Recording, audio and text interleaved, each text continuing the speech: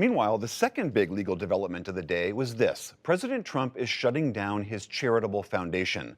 This comes as the New York Attorney General is investigating the charity and Trump's children for what's been described as, quote, persistently illegal conduct.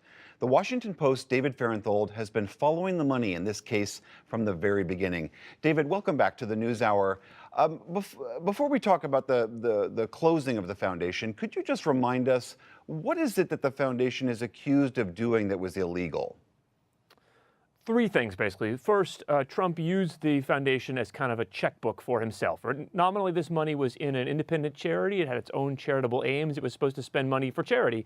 He used the money to settle business disputes, to settle legal disputes involving his for-profit businesses. So he used the charity's money to save his businesses $260,000 on legal settlements.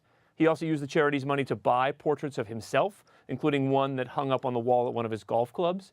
And he, in the 2016 campaign, basically turned over his campaign, or his charity, to his campaign and let his campaign dictate when money was raised and when money was given out, including with big checks that he gave out in the middle of his campaign rallies in Iowa and New Hampshire. In addition to those allegations, did the foundation actually do any charitable donations? It did. The Trump Foundation, it was started in 1987. It gave out a lot of money to charities. Almost all of its money was given to various charities. What's interesting here is the accusation is not that Trump took the money and bought a Lamborghini with it, or took the money and bought a yacht. He used the money, he gave the money to other charities, but in the process he was buying things for himself. So I think in Trump's mind, as long as the money from his charity ended up in another charity, that was fine. But that's actually not the way the law works. If he was using his money to save himself money, to basically save his business's money, even if it went to another charity, that was allegedly against the law. David, you touched on the campaign earlier. I want to read something that Barbara Underwood, the New York Attorney General, wrote about the foundation. Quote, a shocking pattern of illegality involving the Trump Foundation, including unlawful coordination with the Trump presidential campaign, repeated and willful self-dealing, and much more. Can you explain a little bit more the unlawful coordination with the Trump campaign?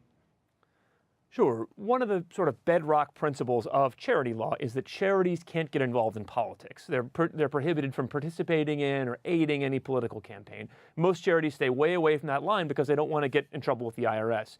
What Trump did in this case, though, is he used the Trump Foundation as kind of a prop for his campaign. In the last days before the Iowa caucuses in 2016, Trump held a big televised fundraiser that was meant as kind of a counter-programming for a Republican debate that he was skipping. He raised a bunch of money for veterans, and then that money from other people flowed into his foundation. Then, in the successive days, as he was campaigning in Iowa, he would sort of stop his rallies in Iowa and say, okay, bring forth the local veterans charity that I've selected. Here's a giant check from the Donald J. Trump Foundation for $100,000 to this charity.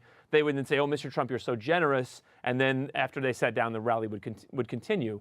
Basically, he used this charity as a way of bolstering two key aspects of his persona in that campaign, that he was rich enough to give money away like nothing, and also that he cared a lot about veterans, because that's who got the money. His charity, this theoretically independent entity, made all that possible.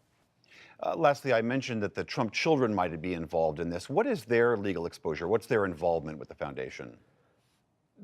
Donald Trump was president of this foundation and had been since its beginning. But in the last few years, his children were on the board of directors, Don Jr., Ivanka, and Eric.